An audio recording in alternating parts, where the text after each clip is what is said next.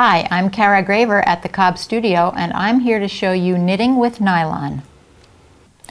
So here's a little swatch that I made using fishing line. And you know, fishing line can be pretty tiny.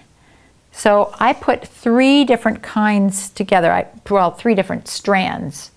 And it turns out that these are different weights.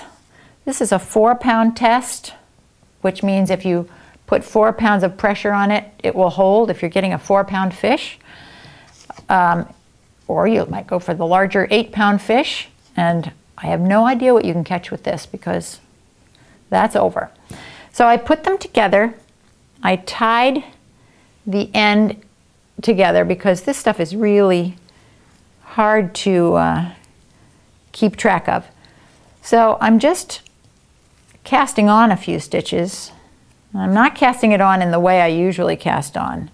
This way is just going to be able to keep control of the string, the line, more easily. So I thought, what on earth would you do with something that you knit out of nylon like this?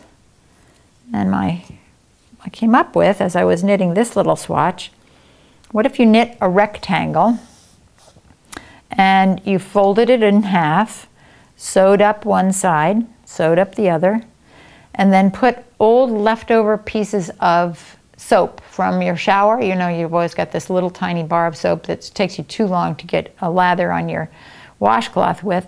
So what do you do with it? So I would put those in there, sew it up, and use it as a scrubby. So that's one use I thought of, and you will probably think of others. So now I'm going to actually knit, not just cast on. And I'm holding tight to the strands so that they stay together. And it's not hard to get your needle in there because they do seem to stay together as one.